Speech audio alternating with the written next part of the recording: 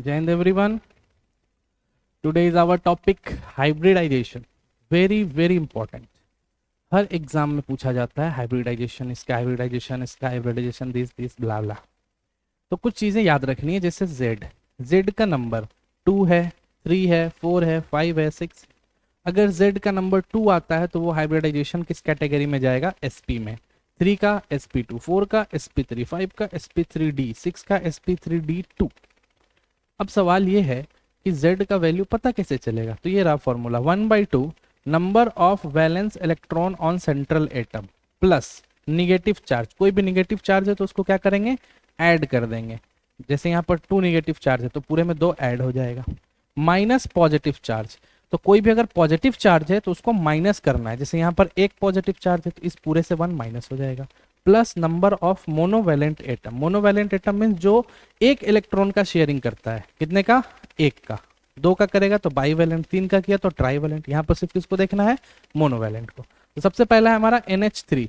NH3 के लिए क्या करेंगे? Z निकालेंगे 1/2. सेंट्रल एटम कौन है यहाँ पर? नाइट्रोजन. नाइट्रोजन का एटॉमिक नंबर कितना होता है? 7 होता है. इसका वैलेंस इलेक्ट्रॉन कितना होता है भाई? तो 2,5. How many valence electron? 5. तो यहाँ पर लिख देंगे 5 plus any positive negative charge. क्या इस पूरे पर कोई निगेटिव चार्ज है? नहीं, तो 0. क्या कोई पॉजिटिव चार्ज है? नहीं, तो 0. Plus monovalent atom. तो हाइड्रोजन कितना इलेक्ट्रॉन शेयर करता है? 1. तो yes, hydrogen is a monovalent atom. और हाइड्रोजन है कितने भाई? तो 3. तो प्लस में 3. तो 5 और 3 8. 8/2 मीन्स 4. यानी Z की वैल्यू 4. यानी Z की वैल्यू 4 मीन्स कौन सा हाइब्रिडाइजेशन हो जाएगा? sp3. यानी NH3 की हाइब्रिडाइजेशन नाइट्रोजन की क्या है? sp. समझ में आया? उसी तरह इसको बनाएंगे. यहां पर कैलकुलेट कर लेते हैं 1/2. उसके बाद क्या है भाई? जेनॉन. जेनॉन होता है हमारा नोबल गैस. नोबल गैस किसको बोलते हैं? जिसका इनर्ट, जो इनर्ट की तरह बिहेव करता है. इट मीन्स उसके वैलेंस शेल में 8 इलेक्ट्रॉन होते हैं. फुलफिल होता है वो. तो इसके वैलेंस शेल के इलेक्ट्रॉन हो गई 8. क्या कोई चार्ज है? नहीं, तो 0. क्या कोई पॉजिटिव चार्ज है? नहीं, तो 0. अब number of monovalent atom.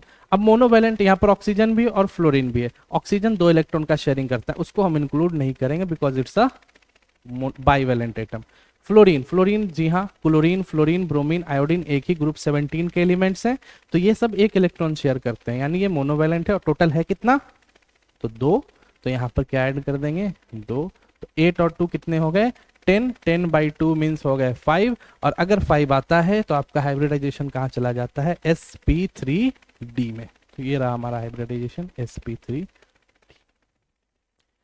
SO4 2 minus और NH4 प्लस. चलो SO4 2 माइनस बताते हैं. 1/2 sulphur, atomic number 16. 2 8 6. Valence electron कितने हो गए? 6. Any negative charge? Yes, 2 negative charge है तो +2.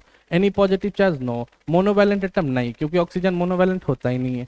0. खत्म हो गया. 6 2 8. 8/2 यानी 4. यानी हाइब्रिडाइजेशन क्या निकल गया? sp3. अब NH4 प्लस का आप कमेंट करके बताइए.